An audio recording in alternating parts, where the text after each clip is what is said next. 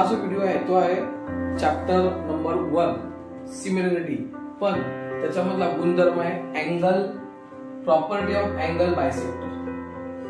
या प्रॉपर्टी वरती परीक्षेला गणित कशी विचारली जातात, क्वेश्चन मध्ये कोणत्या सेंटेन्स वरून हा रूल वापरला जाईल, डायग्राम मध्ये काय असल्यानंतर ही प्रॉपर्टी वापरली जाईल, त्याच्यावरून आपल्याला फॉर्म्युला कसा बनवायचा, त्याचं सूत्र कसं बनवायचं, हे आता इथे आपण चर्चा करणार आहोत आणि शिकणार आहोत। चला, गणित नंबर 1 सम 1। तर या सम मध्ये तुम्हाला काय दिलं बघा, क्वेश्चन इन ट्रायंगल MNP हा एक ट्रायंगल आहे, NQ is a bisector of angle NQ। Angle N म्हणजे अँगल जो N आहे ह्याचा हा NQ जे आहे सेगमेंट NQ ही काय बायसेक्टर आहे। बायसेक्टर आहे म्हणजे त्या अँगलला ती काय करते, परफेक्ट डिवाइड करते। लक्षात घ्या, बायसेक्टर। आता म्हणजे ही जी सेंटेन्स आहे ही सेंटेन्स आहे आपली गोल्डन सेंटेन्स। ही काय सेंटेन्स आहे, गोल्डन सेंटेन्स आहे।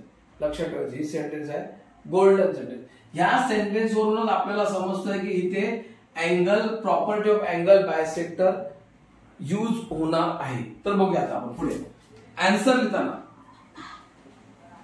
आन्सर परत नेहमीप्रमाणे in according to given information,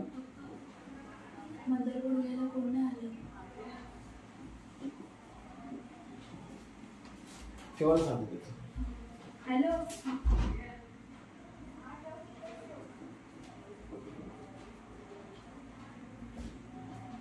according to given information in triangle. लक्षात ठेवायचं नेहमी उत्तरामध्ये सुरुवातच इन ट्रायंगल, इन क्वाड्रिलेटर म्हणजे आपण कोणत्या फिगर मध्ये, कोणत्या नावाच्या डायग्राम मध्ये काम करतोय सांगायचं असतं।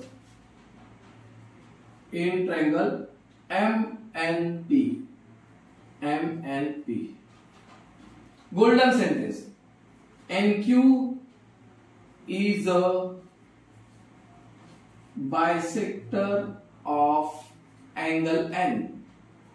Therefore या गोल्डन सेंटेन्स मुळे आम्ही काय फॉर्म्युला, कोणती प्रॉपर्टी वापरतोय, therefore by property of angle bisector। मग आता ही अँगल बायसेक्टर प्रॉपर्टी कशी तयार होते, त्याचा फॉर्म्युला कसा होतो, तर इथे लक्षात द्या डायग्राम मध्ये। तर डायग्राम मध्ये जो अँगल बायसेक्ट केलाय N तो कोणत्या साइडने बनला, तर MN आणि NP। तर आपण काय करायचं, MN आणि NP याचा एक रेशिओ घ्यायचा, म्हणजे MN divide by NP equal to ह्या अँगलची अपोजिट साइड, हा बायसेक्टर तिला पण इंटरसेक्ट करतो, मग तिचे पण दोन पार्ट झाले, तर MQ अपॉन QP। आता काय सिंपल व्हॅल्यू पुट अप करा, MN 5 divide NP 7 equal to MQ 2.5 divide by QP। आता क्रॉस मल्टिप्लिकेशन इक्वल टू चिन्ह मध्ये दोन साइडला दोन फ्रॅक्शन आहेत, तर 100% क्रॉस मल्टिप्लिकेशन करायचं, म्हणजेच कसं 5 into QP equal to 2.5 into 7। आता व्हॅल्यू कोणाची काढायचे, QP equal to 2.5 into 7 divide by 5 किंवा डायरेक्ट असं लिहिलं तरी चालेल, डिवाइड बाय 5। प्रॉब्लेम कुठे मुलांना बघा, डेसिमल पॉइंट 2.5 चं काय करायचं, कसं डिवाइड करायचं, बऱ्याच मुलांचा प्रॉब्लेम आहे। तर इथे काय करायचं, पॉइंट नंतर डेसिमल पॉइंट नंतर एक नंबर असेल तर आपण डिवाइड बाय 10 करायचं, इंटू 7/5 तसे ठेवायचे। आता 5 इंटू 5 1 जा 5, 5 5 जा 25, 5 1 जा 5, 5 2 जा 10, QP इक्वल टू 7/2। 7/2 मीन्स हे बघा थोडक्यात मुलाचा पण येते QP इक्वल टू 7/2 7/2 म्हणजे काय, तर 3.5 ओरली उत्तर येतं, पण आपल्याला ते कन्फ्युज होतो, बरोबर. मग काय करायचं, या 7 मधून -1 इक्वल टू 6, 6 चे हाफ किती आले, 3, 6 चे हाफ 3, आणि हा जो 1 मायनस केला 7 मधला, त्याचा अर्थ आला 0.5,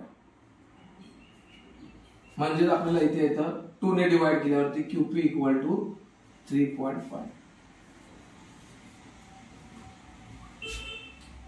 बघा, हे जेव्हा ऑड नंबर असेल ना, ऑड नंबर, त्याला हाफ करायचा असेल तर त्याच्यातून 1 मायनस करायचं आणि मग त्याला हाफ करायचं.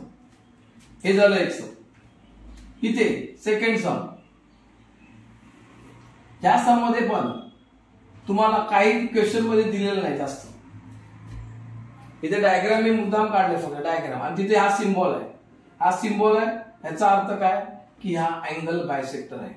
मग इथे लिहिणार आपण in triangle MNP NQ seg NQ is a bisector of angle N. Formula कोणती प्रॉपर्टी वापरणार, अँगल बायसेक्टर, गोल्डन लाईन काय होते, इथे बायसेक्टर आहे, म्हणजेच therefore by property of angle bisector.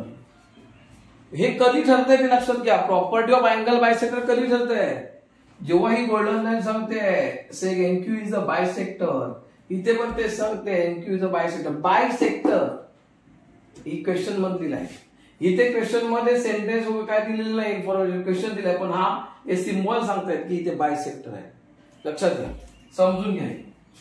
मग फॉर्म्युला तयार कसा करायचा, आता हा एन अँगल आहे, हा एन अँगल कोणत्या दोन साइडने तयार झाला, MN NP ratio MN divide by NP equal to ह्या ट्रायंगलची, सॉरी ह्या अँगलची, जो अँगल बायसेक्ट झालाय त्याच्यावर फोकस करायचा आहे आम्हाला, अँगल एनच बघायचं, एन ची अपोजिट साइड MP, ह्याचं डिव्हिजन झालेलं आहे, तर ते झालेलं आहे MQ, इथून एवढं, आणि QP. Value put MN 25, 40, MQ 14, QP. Cross multiplication 25 into QP equal to 14 into 40. Cross multiplication कधी करायचं लक्षात घ्या, इक्वल टू साइड, दोन फ्रॅक्शन आहे दोन साइडला, तर क्रॉस मल्टिप्लिकेशन. साध्या साध्या गोष्टी लक्षात ठेवायच्या, साध्या भाषेतच ठेवायच्या. QP equal to 14 into 40 divide by, हा इथे मल्टिपल आहे 25, डिवाइड होणार तिथं. 5 च्या टेबल मध्ये येतात, 5 5 जा 25, 5 8 जा. आता 5 च्या टेबल मध्ये 14 वगैरे येत नाहीयेत, 48 पण येत नाही, मग 14 8 जा.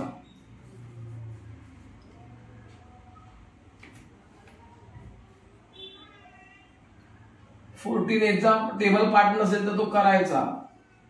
हे बघा, टेबल पार्ट नाही त्या मुलांसाठी, पार्ट आहे त्यांनी लगेच येणार होतं. 8 4 जा 32, 2 3, 8 1 जा 8 3, 11, 1 1 2 डिवाइड बाय 5. आता 1 1 2 डिवाइड बाय 5, 5 2 जा 10, 1 राहिला, 2 घेतले, 5 2 जा 10, 2 राहिला, वरून घ्यायला काही नाही, 0 घेतला, इथे पॉइंट लिहिला, 5 4 जा 20, 0. QP equal to 22.4. ब्रॅकेट करायचं सर, आन्सरला ब्रॅकेट आलं पाहिजे, लक्षात घ्या. ही दोन सम तुम्हाला तर सोडून दिले, तिसरा सम तुम्हाला ठेवलेला आहे, इथे सिम्बॉल दिलेला आहे, तुम्हाला LT ची व्हॅल्यू काढायची.